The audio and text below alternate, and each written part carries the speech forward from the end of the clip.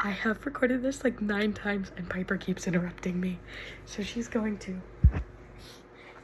stay right here where I can see her.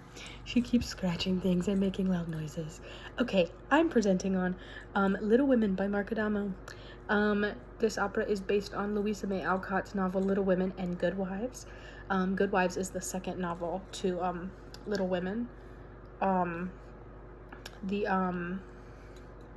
novel was written in 1868 and is semi-autobiographical to Louisa May Alcott's story and life. Beth is a central figure in both the novel and the opera, and she represents goodness and selflessness and peace, in contrast to Jo, who is the main character and protagonist, in contrast to her restless spirit and resistance to change. Composer background, Marc Adamo both composed and wrote the libretto for Little Women. It premiered in 1998 at the Houston Grand Opera. Some background on Adamo: he was born in 1962 and he lived in Pennsylvania, was born in Pennsylvania. He received his Bachelor of Fine Arts from New York University, where he studied acting, playwriting, and later composition. Little Women was his breakthrough compositional piece into compositional fame. His other notable operas include Lysistrata, which was written in 2005.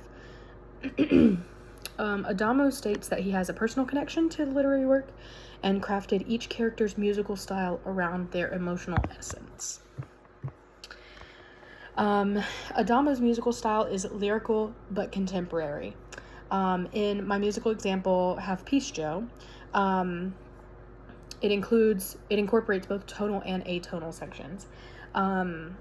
This creates an intimate and emotional texture by it switching from like speech like recit, which is a little more atonal, to the sweeping, smooth, lyrical arias that are tonal, but still include atonal sections, and they are central to characters, specific to characters. The orchestration and compositional character of this opera is intimate but rich.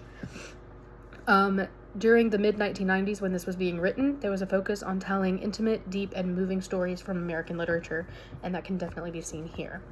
In the outline, it lists the story first and then the character, but I'm actually going to go the character and then the story because I want to focus more on Beth's impact on the story rather than just the story as a whole.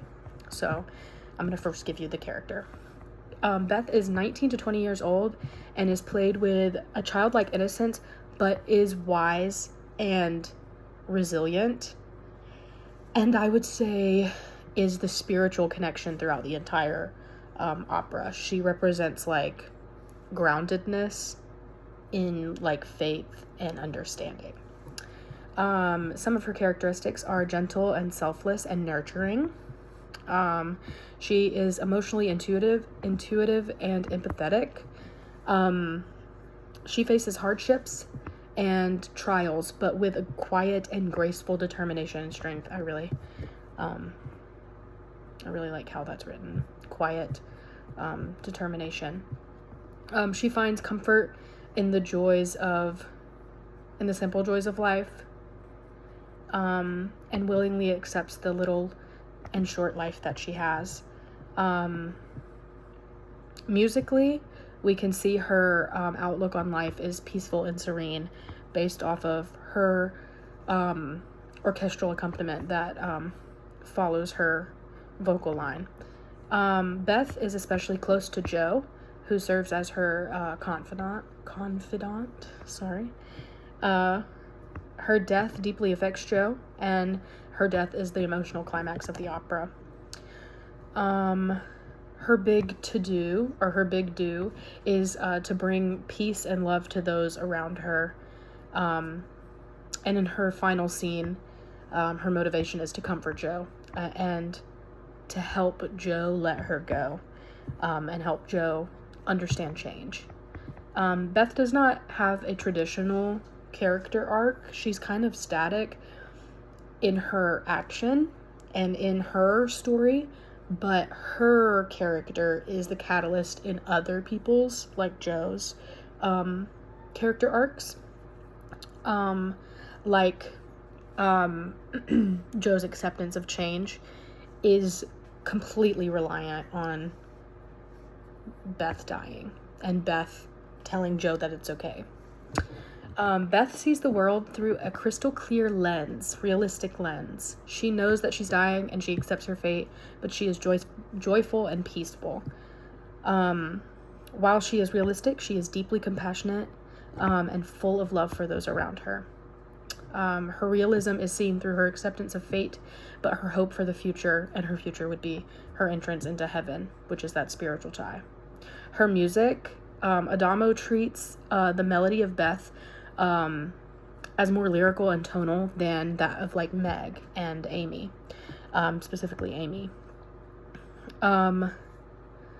He gives her graceful, sweeping melodies, but he showcases her realism through the accompaniment, with often giving her like a pulsating or like punctuated chordal accompaniment, which kind of represents her like fatality, right?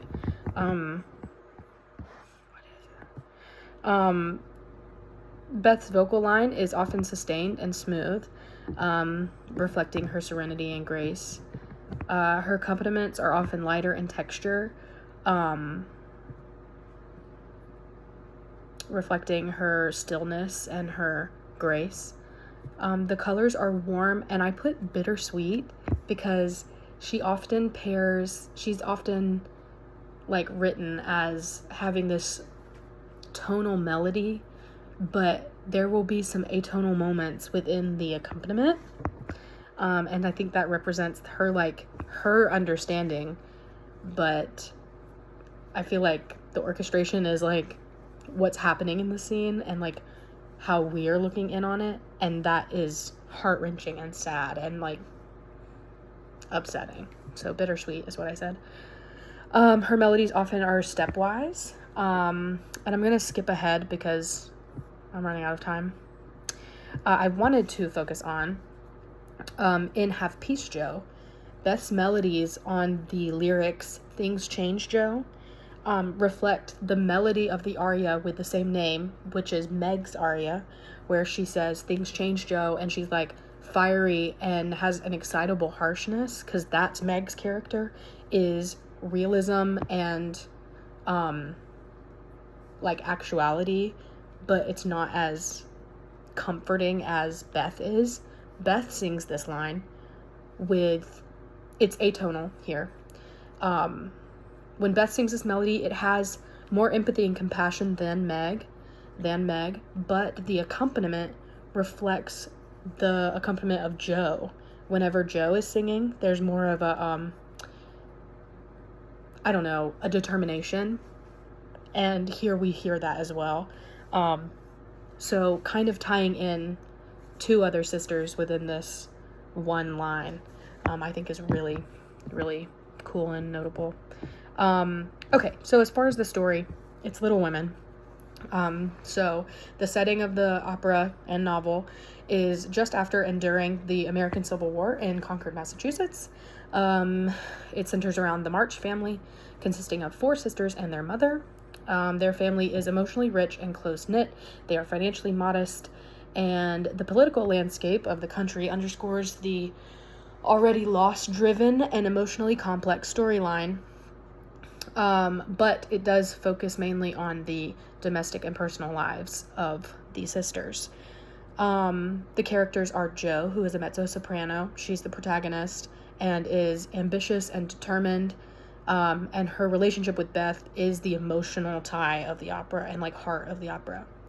Then we have Meg, who is a lyric soprano. Beth is a lyric soprano, but Beth is lighter because she's younger. Meg is the oldest sister, so she has a little more depth to her lyric like sound, but she's still lighter than like Jo. Stability and love are Meg's motivations, and she's more traditionally feminine, but she is not weak or docile in the slightest. That's not a part of her character. Amy is a coloratura soprano, and she's the youngest, very fitting. She is artistic and creative and romantic. Beth is a lyric soprano. Marmee is a mezzo-soprano. That is the mother. She's wise, strong, and grounded. She is either cast as a mezzo-soprano or a contralto. The next character is Laurie. He is a tenor, and he is the girl's neighbor. He's close with Joe, and he marries Amy. And then Professor Bear. He is a baritone, and he is eventually Joe's love interest, and he appears really late in the opera after Beth dies, I believe. Sorry. I've reached my mark, my time, but I wanted to say that as far as the plot goes, the death of Beth is the emotional arc for Joe and has a direct impact on Joe's storyline, even though she's not on stage as much as the other characters in the opera. Beth's role is that of stability, and she gives us lyrical smoothness and the grounding melody and grounding energy on stage, and she is the symbol of emotional truth, love, and quiet resilience.